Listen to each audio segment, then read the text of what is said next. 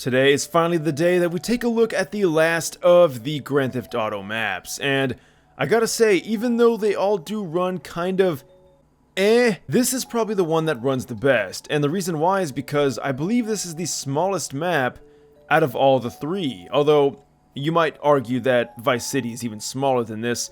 This is the one and only Liberty City.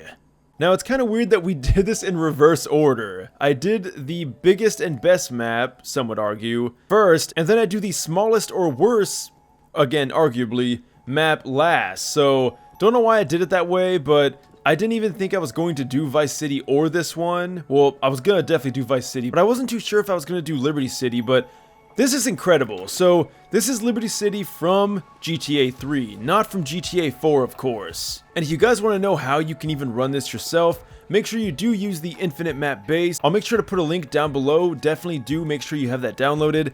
That's how we can even have a map so big, is because the creator of this map is using the infinite base to pretty much make this map a thing. Because, let's be honest, there ain't no way Garry's mod is going to have a map this big and this expansive. Now I gotta say, because this is kind of weird, Liberty City kind of sits in a weird spot for me. I mean, I love it, especially the one in GTA 3. Like, it's so full of life and character, you can see, especially for the time. There's just so many cool things like Fanny. Ah, I get it.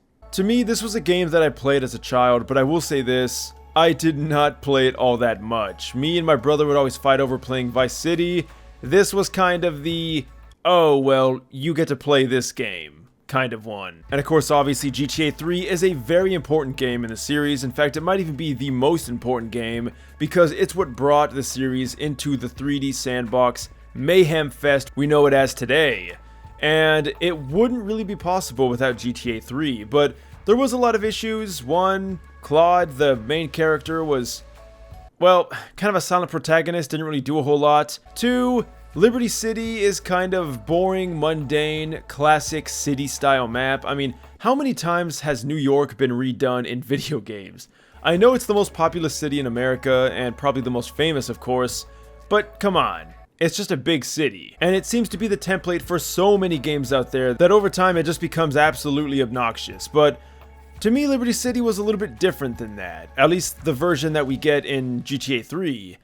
The Liberty City in GTA 4, I really just couldn't care less. I don't know why, but the game's awesome. But Liberty City was so bland and boring, it was hard for me to really just get excited about the world. But that's also coming from the guy that loves Vice City, you know, 80s neon-soaked Miami. But still, a lot of good stuff on this map. The problem is, like I said, I didn't play this game all that much. I could not tell you any significant part of the story that played out, except for that one mission with 8-Ball where you sink that ship. Oh, and also, of course, we have the classic Rockstar humor. That's gonna be something that is like all over the place. Now, this map is honestly way bigger than I thought it was going to be. Like, I thought it was just gonna be a basic city map, you know, oh, we got buildings and skyscrapers, whoop-de-doo. But there really is some nice variation here. I mean, we got a nice amount of water, we got some cool things, like look at that. Look at all that land over there, and we even have an observatory. So I think Liberty City gets a lot of hate, but I also don't want to be too harsh because, like, even right here where I'm sitting, I remember this part of the map, and this brings back some awesome memories. In fact, we can even see there's 8-Ball talking about 8-Ball, and I believe this is where you would go to accept missions from 8-Ball, or something like that. I remember you could, like, go in here and you could, like, set a car with a bomb or something. But yeah, there's not really a whole lot to talk about. I mean, it's a GTA map. Once again, a fan favorite. And if you do want to go ahead and play this, do make sure that you're on the 64-bit version of Garry's mod. To do that, just right-click on Garry's mod, go to Properties, click on Betas, and then click the 64 Chromium branch. Now, it's also recommended that you have a lot of RAM. In fact, I'm going to go ahead and check my RAM right now.